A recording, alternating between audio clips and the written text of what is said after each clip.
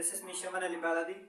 और आज हमारे पास जो पास पेपर सीरीज का पेपर है वो है 2017 का पेपर 18 का पेपर, जिसको हम आज जिसका जीके पोर्शन हम आज डिस्कस करेंगे। तो इसमें भी हमारे पास क्वेश्चन नंबर 30 से लेकर 50 तक हमारे पास 20 क्वेश्चन मौजूद हैं जीके के हवाले से, जिनको हम बारी बारी डिस्कस करेंगे। और सबसे पहले तो ये बात कहता चलूँ कि आप लोगों ने जो क्वेश्चन पूछे थे ग्रुप में, उनके मैंने अपने हिसाब से जवाब दिए, लेकिन उसके अलावा भी अगर आपको जो भी क्वेश्चन समझ में नहीं आता तो ऐसे ही आप पूछते रहें, ताकि हम आपको गाइड कर सकें और जितने भी आपके कन्फ्यूजन है वो क्लियर हो सकें।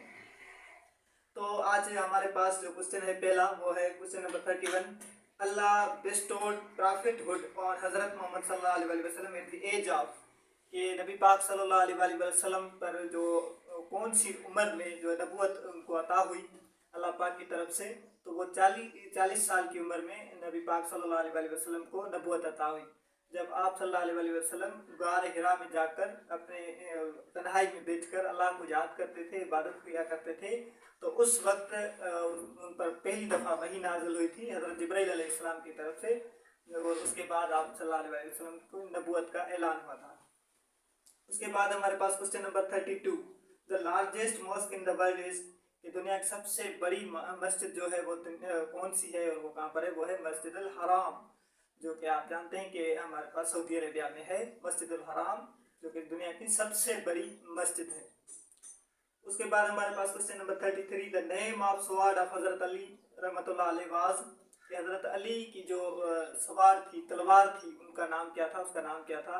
और वो फेमस नाम आपने ज़रूर कहीं ना कहीं सुना होगा कि जुल्फ़कार, हज़रत अली की जो तलवार थी उसका नाम जुल्फ़कार था, जो कि जंगे उहद के टाइम पे आप सल्लल्लाहु अलैहि वसल्लम ने हज़रत अली को गिफ्ट के तौर पे दी थी, कि ये हज़रत अली की तलवार है जिसका नाम जुल्फ़कार आप सल्लल्लाहु अलैहि वसल्लम ने रखा था। उसके बाद हमारे पास question number 34। Allama Mohammad Iqbal born on 9 November 1877। Allama Mohammad Iqbal जो है 9 नवंबर 1877 को पैदा हुए। और अगला क्वेश्चन हमारे पास है question number 35। Shah Abdul Latif Bhittai invented a musical instrument called Tamburo. अब दो क्वेश्चन फिर से रिपीट हुए हैं, कि जो है पहला क्वेश्चन अल्लामा इकबाल कब पैदा हुए, ये भी प्रीवियसली हमने डिस्कस किया है, पास पेपर में आया है और इसमें भी है। और दूसरा कि जो है शाह लतीफ़ ने जो इंस्ट्रूमेंट म्यूजिकल इंस्ट्रूमेंट इन्वेंट किया था, बनाया था, वो तंबूरू है, वो इसमें भी आया है। तो आगे हमारे पास question number 36। Pakistan is located in, कि पाकिस्तान कहाँ पर वाक़ है, कहाँ पर मौजूद है। ये ज्योग्राफिकल क्वेश्चन है। तो पाकिस्तान साउथ एशिया में लोकेटेड है। तो इसमें साउथ एशिया में टोटल 8 कंट्रीज हैं लोकेटेड हैं, जिनमें पाकिस्तान, इंडिया, नेपाल, भूटान, अफगानिस्तान, श्रीलंका, बांग्लादेश और मालदीव शामिल हैं। ये 8 मुल्क जो है साउथ एशिया के मुल्क हैं, जिनमें पाकिस्तान भी मौजूद है।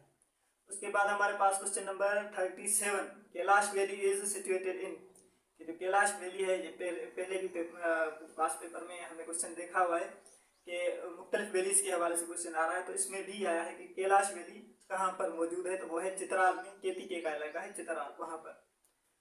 उसके बाद हमारे पास question number 38। The capital city of Australia is, Australia की कैपिटल सिटी कौन सी है, तो वो है कैनबेरा। कैनबेरा ऑस्ट्रेलिया की कैपिटल सिटी है। उसके बाद हमारे पास question number 39। Sutherland waterfall is, ये जो सदरलैंड जो वाटरफॉल है वो कहाँ पर जो है वाक़ है, कहाँ पर है, तो वह न्यूजीलैंड में, न्यूजीलैंड में सदरलैंड जो वाटरफॉल है वो मौजूद है। उसके बाद हमारे पास क्वेश्चन नंबर 40 है। The currency of Saudi Arabia is, Saudi Arabia की करेंसी कौन सी है, तो वो आप लोग ज़रूर जानते होंगे कि वो रियाल है, सऊदी रियाल उसको बोला जाता है। उसके बाद हमारे पास question number 41। Eiffel tower is situated in, Eiffel tower कहाँ पर मौजूद है, कौन से शहर में, कौन सी कंट्री में मौजूद है, तो वो पेरिस में मौजूद है, जो फ्रांस का कैपिटल है पेरिस, वहाँ पर। उसके बाद हमारे पास question number 42। Aligarh movement was started by, Aligarh की मूवमेंट जो थी वो किसने शुरू की थी, कौन सा वो मुस्लिम लीडर था जिसने शुरू की थी, तो वो है सर सैयद अहमद खान। उसके बाद हमारे पास question number 43। The largest sugar producer country in the world is, ये फिर से क्वेश्चन रिपीट हुआ है, जो कि लार्जेस्ट शुगर प्रोड्यूसर कंट्री के हवाले से, तो वो ब्राज़ील है, जो मैंने आपको पहले बताया था, पहले पास जो हमने पेपर डिस्कस किए थे उनमें। उसके बाद हमारे पास question number 44, the cricket ground having largest seating capacity in. अब यहाँ पर ये सवाल जो है इसमें है मेलबर्न ग्राउंड, लेकिन आजकल यह जो है अपडेट हो चुका है और अब इंडिया का जो नरेंद्र मोदी स्टेडियम है वो दुनिया का लार्जेस्ट सिटिंग कैपेसिटी के हवाले से जो है स्टेडियम बन चुका है, क्योंकि वहाँ पर 1,30,000 लोग से ज़्यादा जो है लोग वहाँ पर एक वक्त पर बैठ के मैच देख सकते हैं। पहले मेलबर्न हुआ करता था, लेकिन अब इंडिया में मौजूद नरेंद्र मोदी जो है अहमदाबाद में स्टेडियम है वो है। तो ये थोड़ी सी करेक्शन कर लीजिएगा। और इसके बाद हमारे पास question number 45, the author of the book if I am assassinated is. ये जो बुक है इफ़ आई एम असैसिनेटेड, उसका ऑथर कौन था, उसका राइटर कौन था, किसने वो लिखी थी, तो वो है जुल्फ़िकार अली भुट्टो। जब वो जेल में थे तो उन्होंने लिखा था कि अगर मुझे शहीद कर दिया गया तो, उस हवाले से उन्होंने काफ़ी सारे इंकशाफ किए थे और वो बुक बहुत ही फेमस बुक है। उसके बाद हमारे पास question number 46, the world's largest river is. ये जो हमारे पास पहले हमने इसको काफ़ी डिस्कस किया है ग्रुप में भी कि दुनिया का सबसे बड़ा रिवर, जिसमें आप सब कंफ्यूज भी थे। तो यहाँ पर भी कोई क्लियरिटी तो नहीं है, लेकिन यहाँ पर खाली लार्जेस्ट ही पूछा हुआ है। ये नहीं पूछा हुआ कि वॉल्यूम के लिहाज से, वॉल्यूम जो उनकी पानी का मिकदार है उसके लिहाज से, या उनकी जो लेंथ है उसके हवाले से, लेकिन यहाँ पर लार्जेस्ट रिवर है तो इसका आंसर यहाँ पर अमेज़न रिवर है। और ये करेक्ट भी लगता है कि जो लार्जेस्ट जो कैपेसिटी के हवाले से है वो अमेज़न ही है। उसके बाद हमारे पास है question number 47, Madrid is the capital city of. जो मैड्रिड है वो कौन सी कंट्री का जो है कैपिटल सिटी है, तो वो भी हमने प्रीवियसली डिस्कस किया था। वो स्पेन का जो है कैपिटल सिटी है मैड्रिड। आगे हमारे पास है question number 48, Ghulam Mohammad barrage is also known as.